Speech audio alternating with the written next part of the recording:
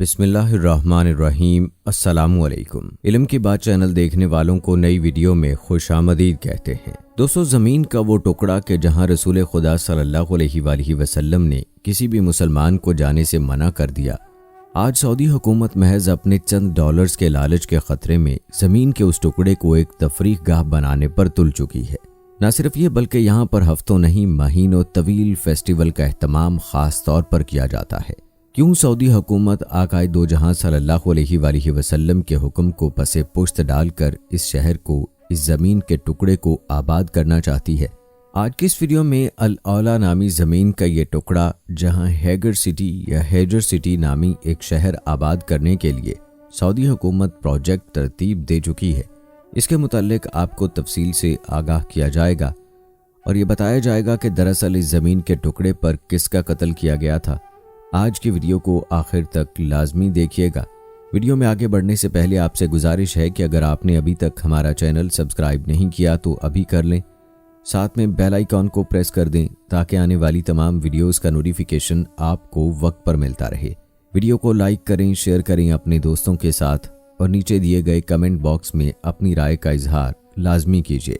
دوستو، سعودی حکومت نے گزشتہ 5 سال میں جس طریقے سے بہت تیزی کے ساتھ اپنی پالیسیز کو تبدیل کیا ہے، اس کے متعلق آپ کی رائے کیا ہے؟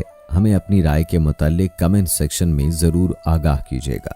دوستو، صحرائے عرب میں یہ وہ علاقہ ہے جسے الاولیٰ کے نام سے جانا جاتا ہے۔ یہاں پر سعودی حکومت نے ہیگر سٹی بنانے کا اعلان کر رکھا ہے۔ اب اس سرزمین کو، اس زمین کے ٹکڑے کو جاننا ضروری ہے۔ نبی کریم آقائے دو جہاں صلی اللہ علیہ وآلہ وسلم جب غزوہ تبوک پر جا رہے تھے تو اس مقام پر اپنے اصحاب کے ساتھ گزرے، لیکن صحابہ کرام کو یہاں صرف ایک کنویں سے پانی پینے کی اجازت دی گئی۔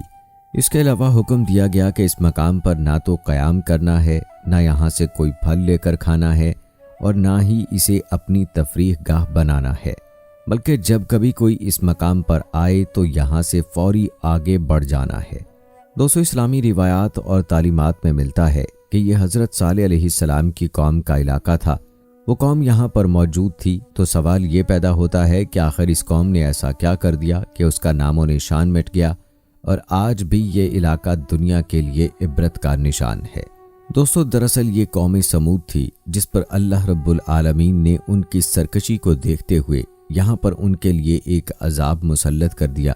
معاملہ دراصل یہ تھا کہ اللہ نے اس قوم کو ہر طرح کی رحمتوں اور نعمتوں سے نواز رکھا تھا، لیکن اس کے باوجود یہ قوم اللہ کا شکر ادا کرنے والی نہیں تھی۔ یہاں بڑے بڑے پہاڑ تھے، اللہ نے انہیں وہ صلاحیت اور وہ سہولیات فراہم کر رکھی تھیں کہ یہ ان پہاڑوں کے نیچے اپنے محل تیار کیا کرتے جو انتہائی محفوظ ہوا کرتے تھے اور یہ قلعے کی صورت میں محلوں میں رہا کرتے تھے۔ یہ زمین اتنی زرخیز تھی کہ دنیا کا ہر پھل اور پھول اس سرزمین پر اگتا تھا۔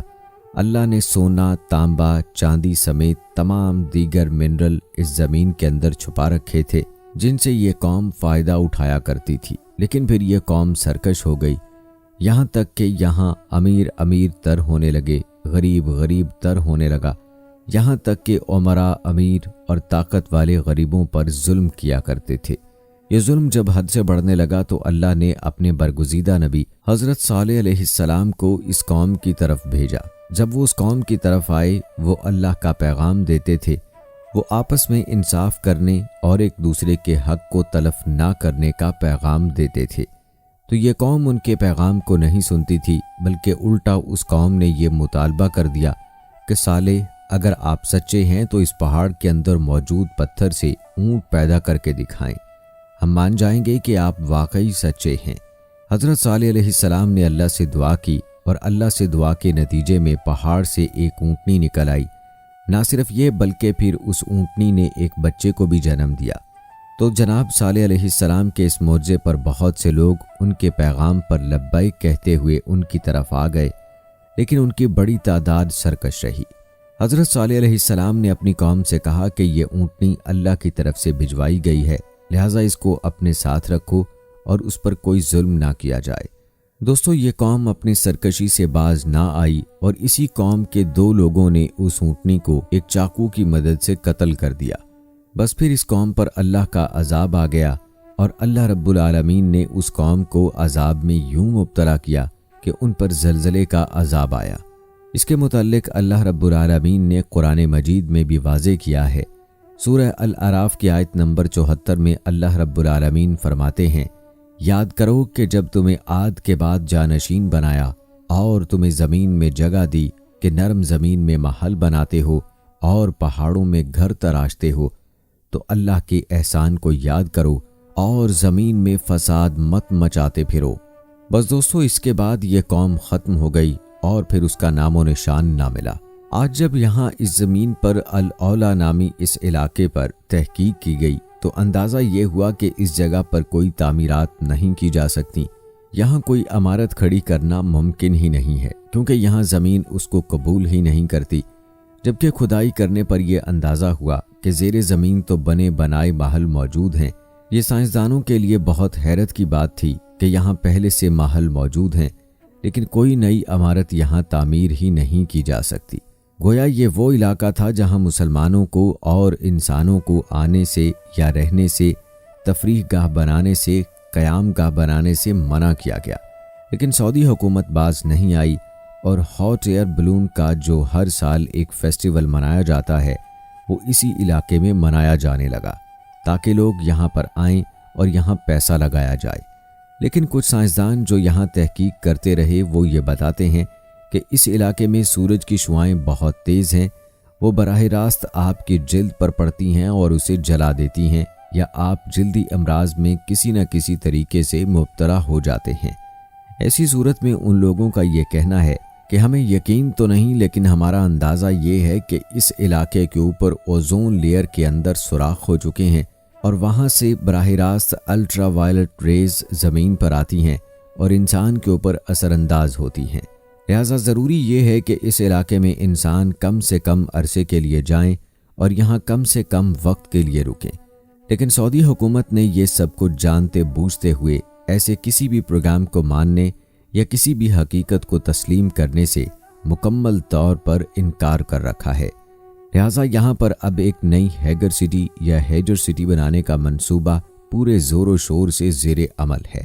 دوستو، دراصل سعودی حکومت نے یہ فیصلہ کر لیا ہے کہ وہ اپنی معیشت کو تیل پر مبنی معیشت سے اسے ٹورزم پر مبنی معیشت بنانا چاہتے ہیں، یعنی لوگ یہاں پر آئیں اور ان کے ملک میں پیسہ انویسٹ کریں۔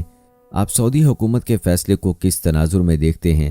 کیا آپ کو لگتا ہے کہ سعودی حکومت کو اپنی معیشت، اپنے مالی فائدے کے لیے مسلمانوں کی عبادت گاہوں اور مسلمانوں کے مقدس مقامات پر یوں انویسٹمنٹ کرنے کی بجائے ان علاقوں پر انویسٹمنٹ کرنی چاہیے جہاں سے جانے پر منع کیا گیا ہے؟ اس حوالے سے پیارے دوستو، آپ کی کیا رائے ہے؟ ہمیں اس کے متعلق کمنٹ سیکشن میں ضرور آگاہ کیجیے گا۔ امید کرتے ہیں کہ ہماری آج کی یہ ویڈیو آپ کو پسند آئی ہوگی۔ آج کی ویڈیو کے متعلق اپنی رائے کا اظہار کمنٹ باکس میں لازمی کیجیے گا۔ ویڈیو کو شیئر کرنا مت بھولیے گا اور ہمیں اپنی دعاؤں میں یاد رکھیے گا۔ چینل کو سبسکرائب کر کے بیل نوٹیفیکیشن کو ضرور آن کر لیجیے گا تاکہ لیٹسٹ اپلوڈ ہونے والی ویڈیوز کا نوٹیفیکیشن آپ کو بر وقت ملتا رہے۔